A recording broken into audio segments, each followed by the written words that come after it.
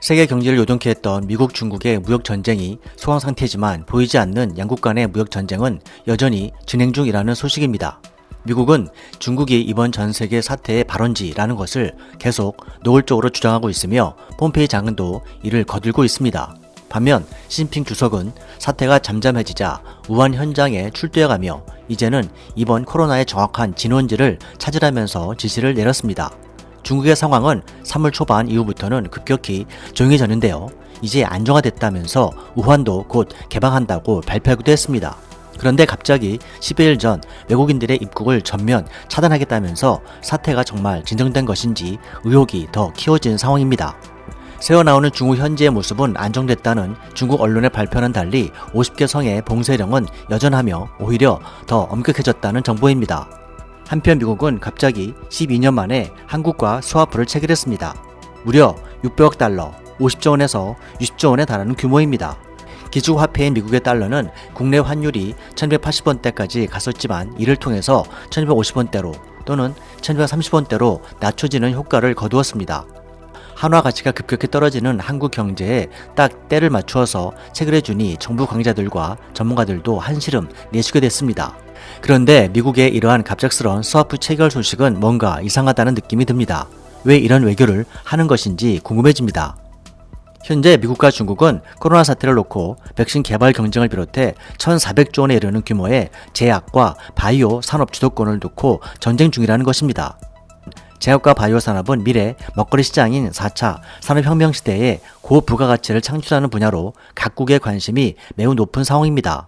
중국은 중국 제조 2025 계획을 통해서 로봇과 인공지능, 통신장비, 항공우주, 제약인 바이오 등 10대 첨단 산업으로 강국 진입을 추진 중에 있습니다. 최근 중국의 제약과 바이오 산업은 연평균 13%가 넘는 성장률을 기록하며 미국을 비롯해서 유럽 각국에 수출하며 상당한 발전을 해왔습니다.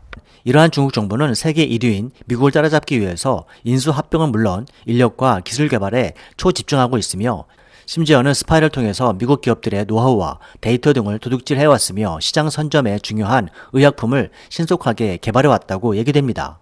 IT 분야의 반도체 등뿐만 아니라 제약엔 바이오 산업에서도 중국은 도둑질 기술로 개발 기간을 단축하고 최근 알츠하이머병 치료 승인도 이뤄냈다는 소식입니다.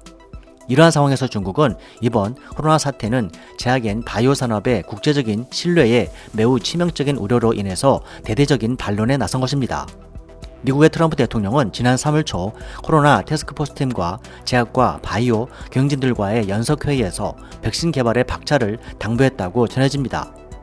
미국과 중국 양국은 치료제 개발을 놓고 보이지 않는 치열한 정보전쟁, 무역전쟁을 하고 있는 것입니다. 중국은 사태 악화 중 미국의 강도 높은 중국 여행금지 등 조치에 대해서 도움은 주지 못할 망정 방해하고 있다면서 거세게 반발해왔으며 미국 일각에서는 중국이 생물학 무기를 개발하려다 코로나를 퍼뜨렸다는 의혹을 제기하기도 했습니다. 중국은 사태가 잦아들자 출현은 중국이지만 꼭 중국에서 발원했다고 볼 수 없으니 정확한 근원지와 전파 경로를 조사하며 응수했습니다. 미국의 마이크 폼페이오 국무장관은 중국이 초기 대응 실패로부터 주의를 돌리려 한다며 코로나는 우한에서 유래했다고 6차례나 비난했습니다.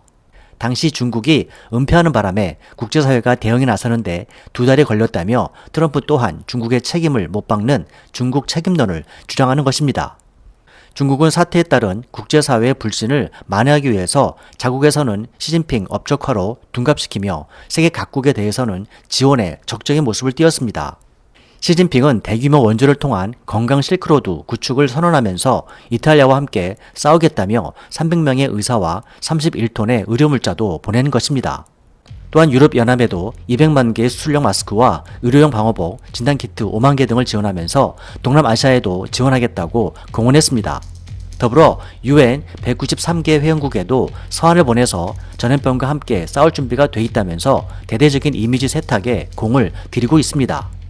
이러한 중국의 반격에 대해서 미국도 이에 질세라 기축통화국으로서 달러화를 무기화로 통화 스와프를 통해 한국을 비롯한 전 세계 동맹국들과 협력에 나선 것입니다.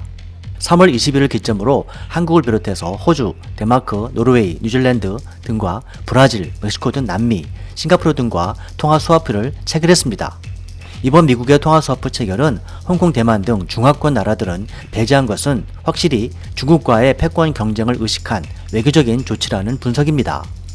미국의 이러한 조치는 이번 코로나를 통해서 세계의 공장으로 불리며 중국이 구축해온 글로벌 제조업의 공급망을 재편하겠다는 전략이 숨어 있는 것입니다.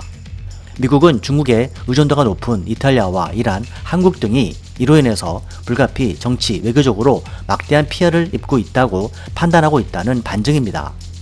모든 외국인에 대한 문호를 갑자기 완전히 닫아버린 중국이 펼치고 있는 유럽과 동남아시아 국가들에 대한 진단키트 등 원조는 순탄해 보진 않습니다. 이탈리아와 스페인, 독일, 태국 등 많은 나라에서 중국의 수출 혹은 원조된 진단키트 등이 불량률이 높아 전량 반품되는 일이 연일 화제가 되고 있습니다. 향후 미국 정부는 자국과 동맹국 기업들이 중국에서 벗어나도록 유도하는 전략을 촉구하며 중국을 견제하는 정책 요구를 강화할 것이라는 전망이 있습니다. 중국은 의심스러운 통계 은폐와 재발생률에 대한 우려가 증폭되고 있으며 미국은 3주도 안 돼서 확진자 33만 명을 넘어서며 세계 1위로 체면이 구겨진 상황입니다. 언제쯤 사태를 잡을 수 있을지 불확실한 가운데 미국과 중국의 패권 주도를 위해 동맹국들에게 어떤 행보들을 보일지 귀추가 주목되고 있습니다.